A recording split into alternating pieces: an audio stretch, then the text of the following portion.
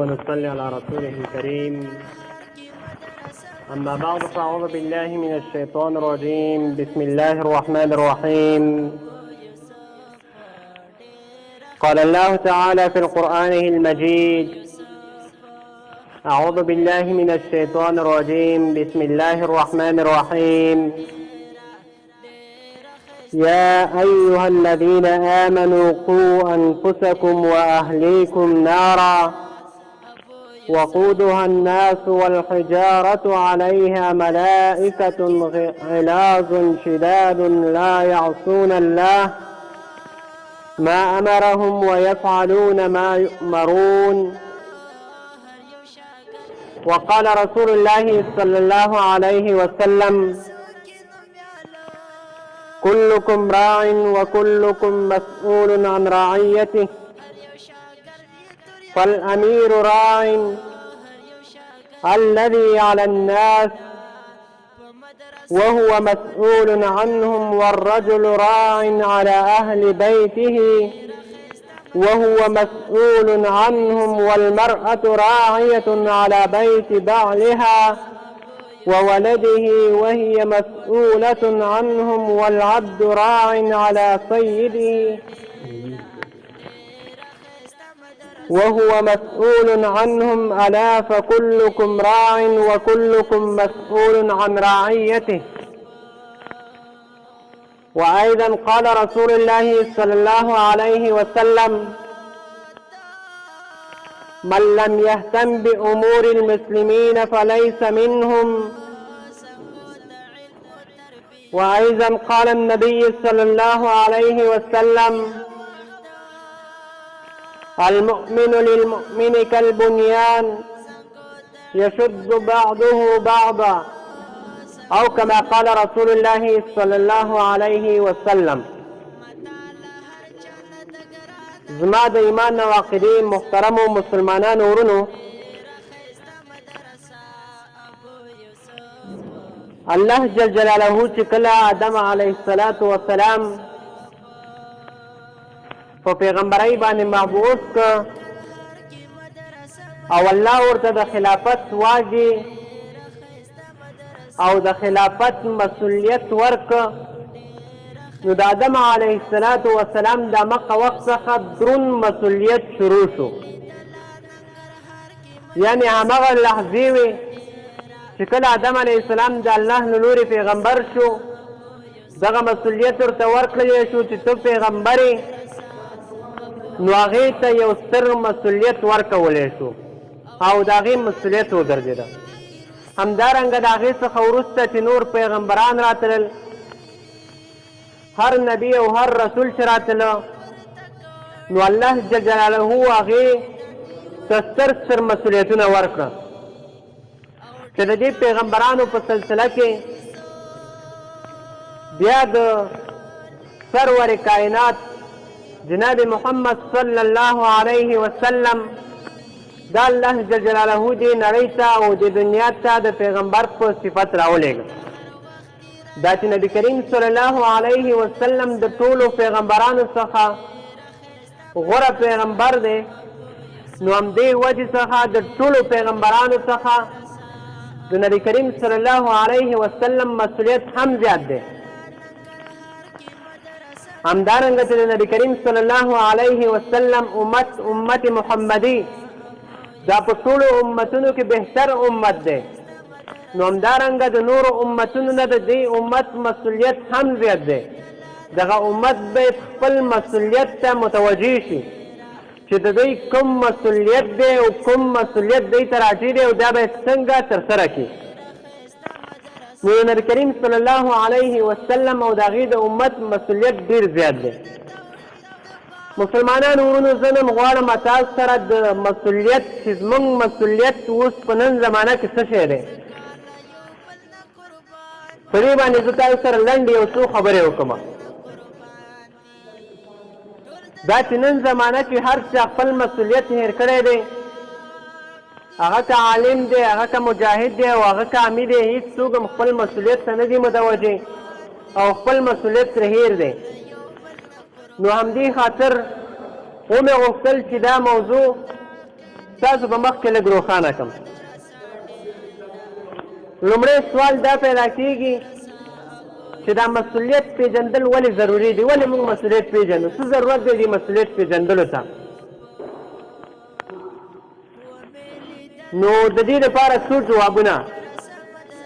لومړی خو دا چې زموږ پیدایش شوی دی یو مسؤلانه پیدایش زموږ شوی دی، یعنې زموږ پیدایش د همدې مسؤلیت دپاره شوی دی، نو ځکه باید موږ مسؤلیت وپېژنو او مسؤلیت درک کړو. دویم ځکه موږ مسؤلیت باید وپېژنو چې زموږ څخه هر یو کس هغه مسؤول دی، هغه که امیر دی، هغه که مأمور دی، هغه که والی دی او هغه که قمندان دی او هغه که یو عادي کس دی، هغه که د کور یو وړوکی ماشوم دی، دا هر یو زموږ او ستاسو څخه مسؤلیت لري. باید دا مسؤلیت ته متوجه شي او خپل مسؤلیت ادا کړي. رسول الله صلی الله علیه وسلم فرمایي کلکم راع فمسؤول عن رعیته، تاسو څخه هر یو کس دا شپونکی دی او مسؤول دی د خپل هغه څه چې ماتحت د دې څخه دی د هغې په هکله دا مسؤول دی. فالامیر الذي على الناس راع وهو مسؤول عنهم، امیر هغه چې په خلکو باندې امیر شوی دا مسؤول دی په هغوی باندې. والرجل راع على اهل بیته، او یو سړی هر سړی دا مسؤول دی په خپله کورنۍ کې چې کوم کسان دي په دوی باندې دا مسؤول دی. والمرأة راعية على بيت بعلها وولده وهي مسؤولة عنهم، او ښځه هم بې مسؤلیت نه پاتې، ښځه هم مسؤوله ده د خپلې کورنۍ د خاوند د کورنۍ او همدارنګه د خاوند د بچو چې د هغوی به سمه روزنه کوي او د کور به یې ورته سمه ساتنه کوي. والعبد راع على مال سيده وهو مسؤول عنه، همدارنګه هغه غلام هم مسؤول دی او راعي دی د خپل بادار په حق کې، هغه هم مسؤول دی، د هغې څخه به د دې په باره کې پوښتنه کېږي. الا فكلكم راع وكلكم مسؤول عن رعیته. بیا نبی کریم صلی الله علیه وسلم فرمایي چې هر یو ستاسو څخه شپونکی دی او هر یو د خپل د دې مسؤول دی چې د خپل مسؤلیت احساس او خپل هغه به درک کړي. یعنې شپونکی په څه معنا؟ شپونکی په دې معنا چې شپونکي د شپون هم کار د میږو سره یې هغه مسؤلیت وي او هغه په ښه شکل سره سهار یې وړي ماښام یې راوړي، د هغې سمه پالنه کوي. نبي کریم صلی الله علیه وسلم ځکه فرمایي چې ستاسو څخه هر یو کس هغه شپونکی دی او هغه مسؤول دی، د هغې څخه پوښتنه کېږي د دې په باره کې. همدارنګه مسؤلیت پیژندل ځکه ضروري دی چې د الله جل جلاله له لورې چې کوم پیغمبران راغلي دي، کوم رسولان راغلي دي او کوم کتابونه راغلي دي، نو هغه ټول خلک همدې ته بلي چې تاسو مسؤلیت وپېژنئ او کوم مسؤلیت چې مو دی هغه ادا کوئ. دا ټول کتابونه چې راغلي، دا ټول پیغمبران چې راغلي، دا د دې لپاره راغلي چې موږ ته خپل مسؤلیت وپېژني او دې ته مو هڅوئ چې خپل مسؤلیت دې ترسره کړه، د خپل مسؤلیت څخه دې مه غافله کېږه. دا چې مسؤلیت دومره ضروري شی دی، اوس مسؤلیت څه شی دی؟ دا مسؤلیت هم باید مونږ وپېژنو. دا خو مسؤلیت اوس ضروري شو، مسؤلیت هم باید پېژندل اوس ضروري دی چې مسؤلیت اوس څه شی دی. نو مسؤلیت هغه څه دی چې ستا په غاړه کوم شی پروت دی او تا څخه د هغې پوښتنه کېږي په هر حالات کې، او بغیر د هغې څخه ستا ژوند نه تېرېږي. نو ته باید دا پوه شې په دې باندې چې دا زما مسؤلیت دی او دغه کار باید زه په سمه توګه سره ادا کړم.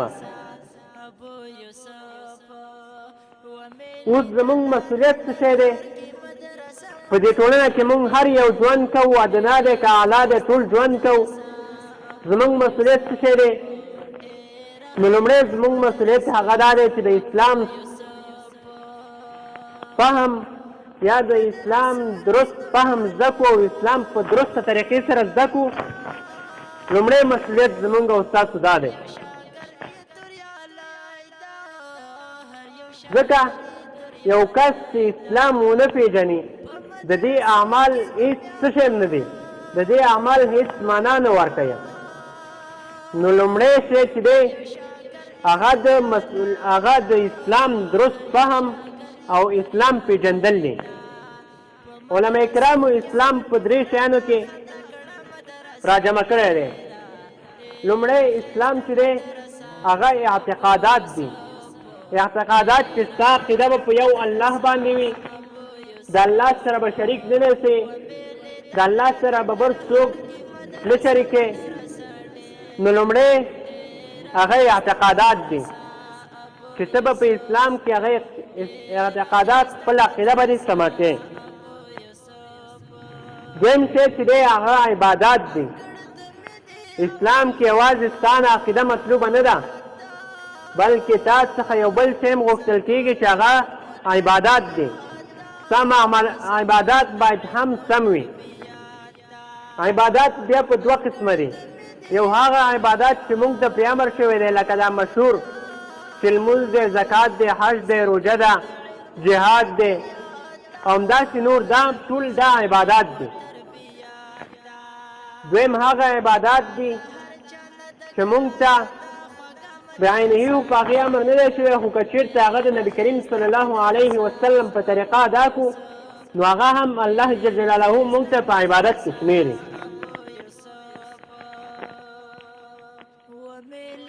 دریم شی چې اسلام بیانوي یا اسلام دی هغه معاملات دي. راکړه ورکړه ده چې کومه موږ نن سبا په بازار کې په کور کلي کې ترسره کوو، دریم شی دا دی. نو دا باید هم د یو مسلمان درست وي. داسې نه چې په جومات کې ځان نه بزرګ او شیخ جوړ کړی دی، خو چې کله بازار ته شي، دکان ته شي، بیا بزرګي هم لاړه شي، هر څه ختم شي، بیا هغه ظلم چې کوي هغه هم دغه شیخ او بزرګ یې کوي.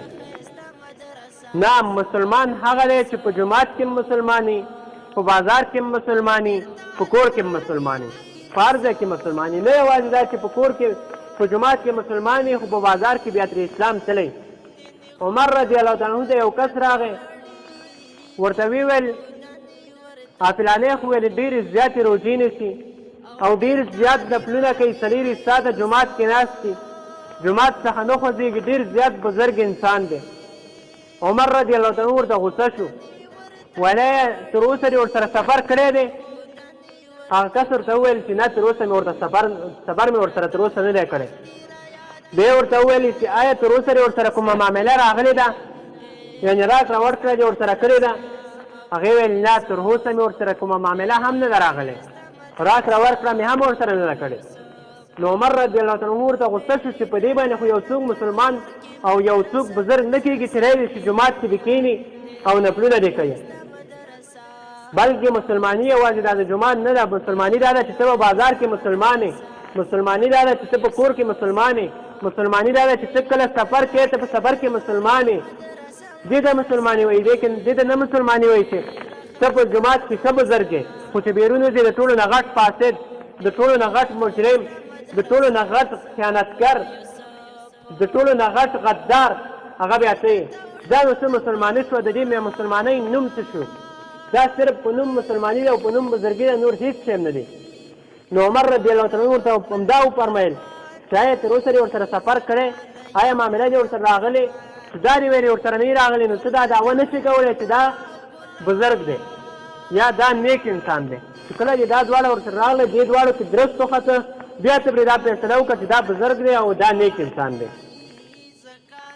دویم مسؤلیت زمونږ او ستاسو هغه د اسلام په غوښتنو باندې عمل کول دي. لومړی په اسلام باندې خو پوه شولې، بیا چې اسلام کې موږ څخه څه مطلوب دي، اسلام کې موږ څخه کومې غوښتنې مطلوب دي، په هغې باندې عمل کول دا هم زمونږ او ستاسو ستر مسؤلیت دی. دا چې نه چې یوازې موږ اسلام وپېژنو یوازې مونږ پوه شو چې اسلام مو تر سره تر اخره پورې ولوسته او په اسلام باندې پوهه شولم، خو نور چې د اسلام کومې غوښتنې دي، د اسلام کوم مقتضیات دي، په هغې باندې نه پوهېږم او نه پرې عمل کوم، نو د دې اسلام بیا هېڅ معنا نه شوه. نه، لومړی چې د اسلام زده کړه، بیا په اسلام باندې درست عمل وکړه. څه چې دې پکې زده کړي هغې به اوس عمل کې راوله، داسې نه چې زده کړي دي او عمل کې نه راوړې. نو دویم مسؤلیت چې زمونږ او ستاسو دی هغه همدا دی چې مونږ اسلام چې څنګه زده کړو باید په همغسې شان ته پرې عمل وکړو. دریم مسؤلیت زمونږ او ستاسو هغه دا دی چې دغه اسلام مو زده کړه بیا مو پرې عمل هم وکړه، نو دریم مسؤلیت بیا مونږ ته بل راجع کېږي چې بل ته اوس دا اسلام ورسوه. داسې مه کېنه چې کور کې کښېنې، داسې مه کښېنه چې نور داخله دې بنده کړې قلف ورته واچې. نه، ستا اوس دا مسؤلیت دی چې ته دا بل چا ته ورسې، ته بل څوک هم د دې بدې لارې څخه منع کړې، ته بل څوک هم نیکۍ ته راوبلې.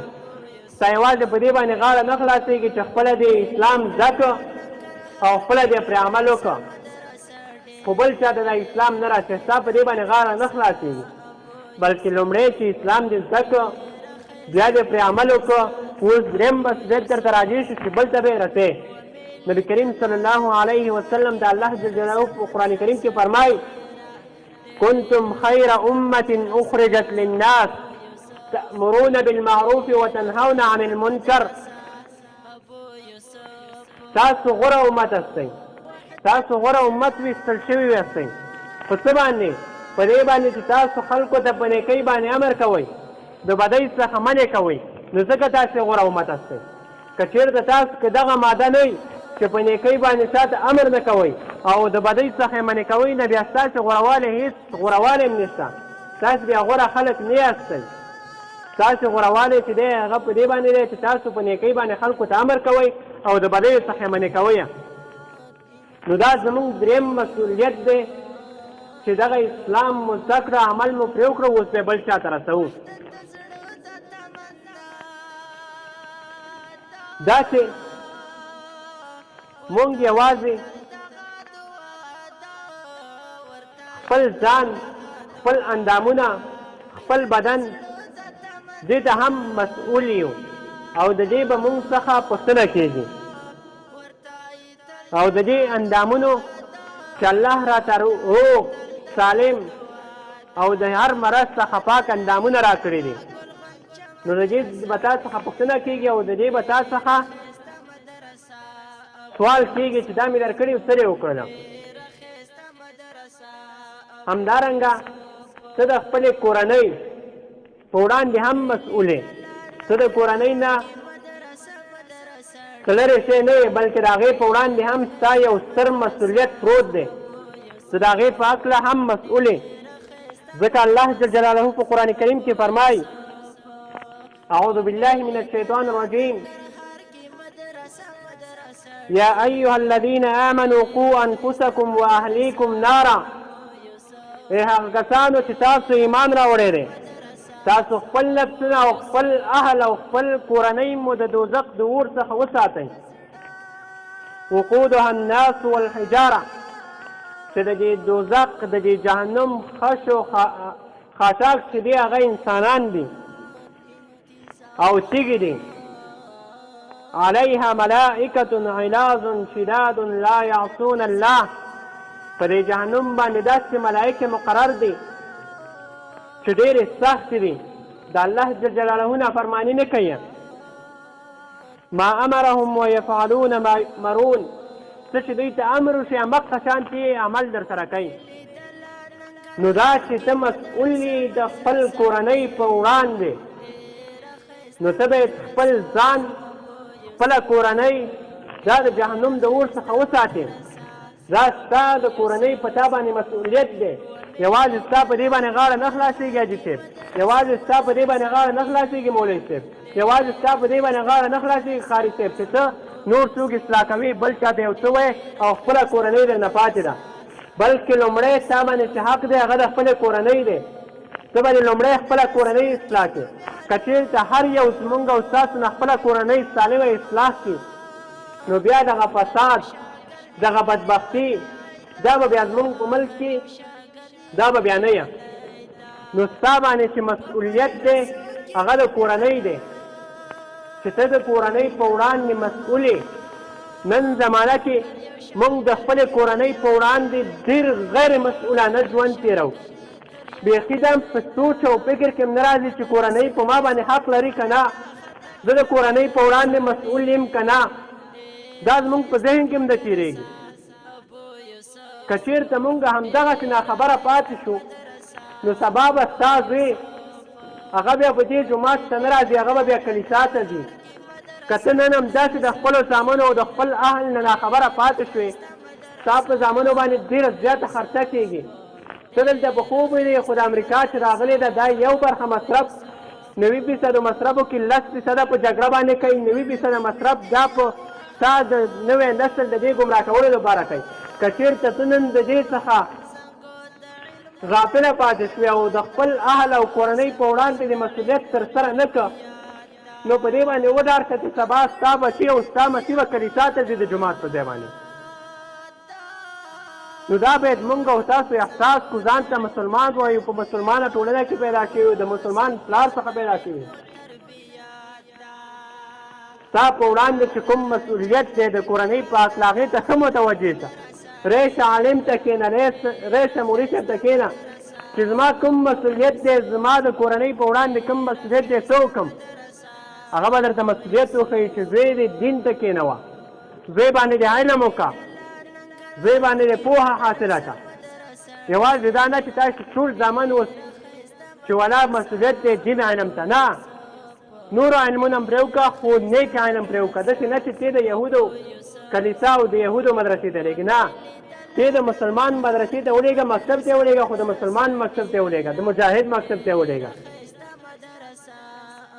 ته د نیکو کسانو سره ولېږه دوی دې د لنډغرو سره مه لېږه چې هغې نه بیا لنډغر جوړېږي نو بل مسؤلیت چې دی هغه ستا د خپلې کورنۍ په وړاندې دی درېیم مسؤلیت هغه ستا د ټولنې په وړاندې ته هم مسؤل یې یوازې دا مه وایه چې ولا کورنۍ خو مې اوس وروزله کورنۍ خو مې سالمه کړله نور زما مسؤلیت خلاص شو نه ته د ټولنې په وړاندې هم مسؤل یې ستا څخه به د ټولنې په هکله هم پوښتنه کېږي چې په ټولنه کې کوم ناخوالې کومې بدبختۍ دي کوم دردونه او تکلیفونه دي د دې څخه مه غافله کېږه د دې باره کې به هم ستا څخه پوښتنه کېږي دا چې په اسلامي امت باندې نن څه تېرېږي دا چې د اسلامي امت میندې او خویندې نن په زندانونو کې کړکې وشي ته د هغې په هکله مسؤلیت نه لرې ته د هغې په هکله باندې چوپ یې نه ته د هغې په هکله هم مسؤلیت لرې ته د هغې په هکله باندې هم ویده کېږه ما ته د هغې په هکله باندې دې هم خپل ماغزه خلاص کړه دا چې مونږ او تاسو ټولنه د ظاهري کوم ویروس راځي کوم بل شی راځي کوم وبا راځي کوم جنګ راځي هغه د خپل کلي او کور څخه منې کوو خو زمونږ او ستاسې کور او کلي او وطن ته یو باطني ویروس راغلی دی د هغې څخه باید هم ټولنه پاکه کړو د هغې څخه باید هم دا ټولنه خلاصه کړو چې هغه جهل ناپوهي او سرتنبګي ده د دې څخه هم زمونږ او ستاسو مسؤلیت دی چې خپله ټولنه خلاصه کړو خپل بچي خپل ورونه خپل کلیوال دا ټول دې ته وهڅوو چې دغې ټولنې چې دغې ویروس په وړاندې مبارزه او مقابله وکړي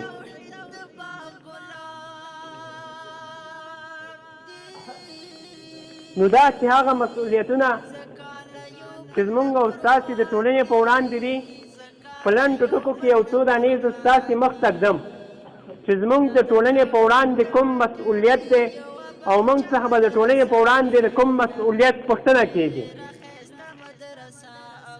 لومړی مسؤلیت چې د ټولنې په وړاندې زمونږ دی هغه خلکو ته امر بالمعروف او نهي عن المنکر یعنې خلکو ته په نیکۍ باندې امر کول او د بدۍ څخه منع کول دا زمونږ او ستاسې د ټولو مسؤلیت دی دا هم د ټولنې په وړاندې مسؤلیت دی که چېرته هم دغه مسؤلیت ادا نه کړه نو ټولنې په وړاندې مونږ او تاسې ټول مسؤل یو او مونږ او تاسو ټولو څخه به د دې پوښتنه کېږي نو لومړی مسؤلیت زمونږ د ټولنې په وړاندې هغه دا دی چې خلکو ته په نیکۍ باندې امر وکړو او د بدۍ څخه خلک منې کړو.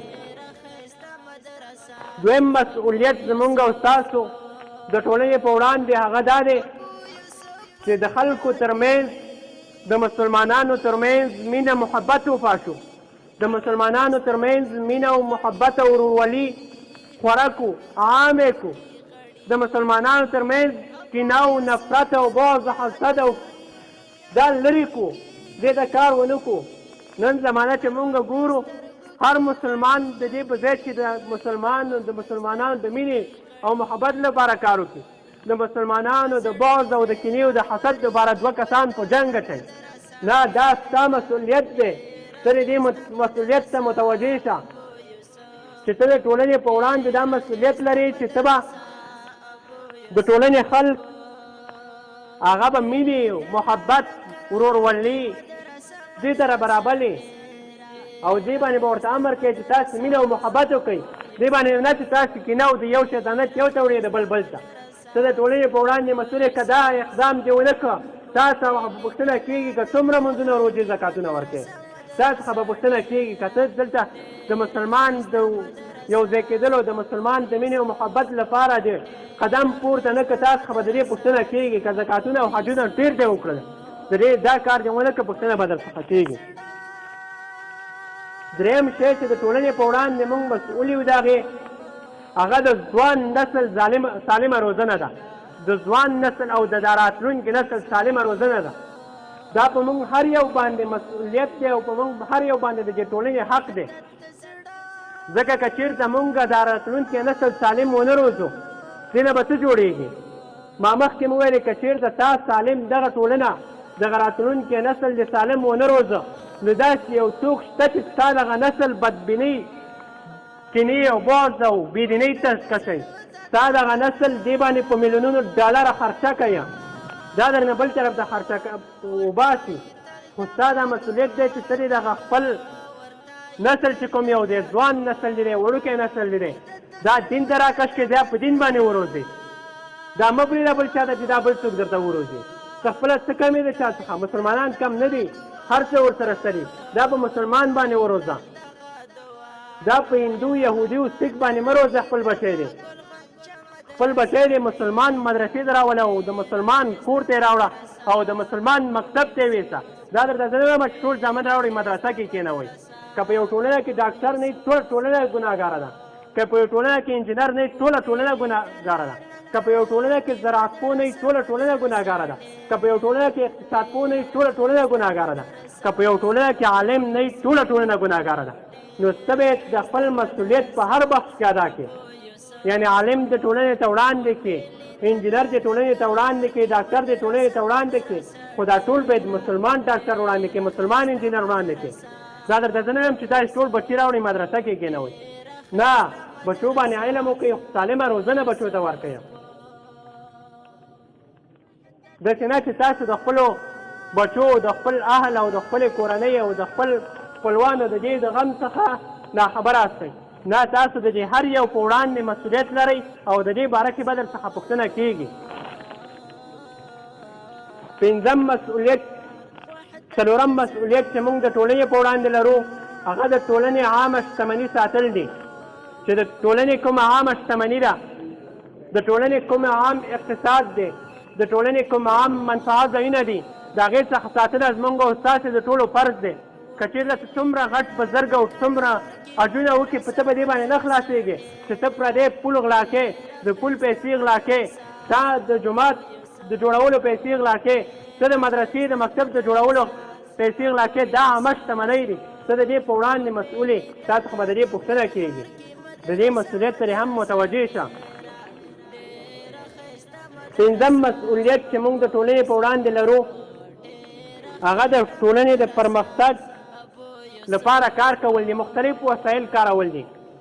ته پوهېږې چې زموږ دغه ټولنه دا یو غریبه ټولنه ده، دا یو ناشنا ټولنه ده. د دې د پرمختګ لپاره زه کوم عمل ترسره کولی شم او کوم عمل زما مؤثر دی او کوم عمل زما لپاره ډېر مفید دی او د دې ټولنې لپاره ډېر مفید دی چې زه یې ترسره کړم، هغې کې به دریغ نه کې، هغه به ترسره کې. اگر که سر دی پکې هم چې خو ستا باندې دا د ټولنې حق دی چې ته به د خپل مسؤلیت ادا کوې او خپل مسؤلیت ته به متوجه کېږي. شپږم مسؤلیت چې د ټولنې په وړاندې ستا دی د ټولنې مشري اهل کس ته به سپارې. دا یوه رایه ستا امانت دی.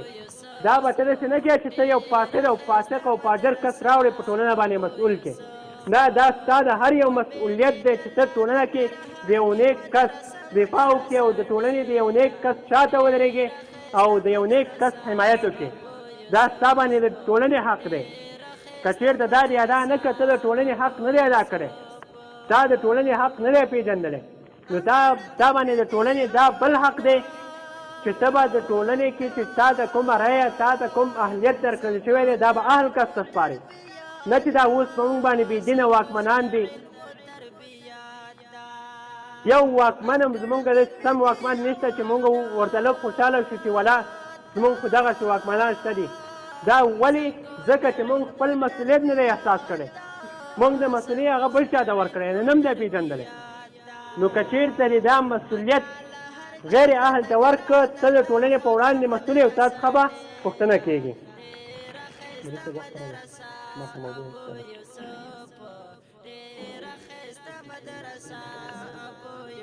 مخکې موضوع شته ده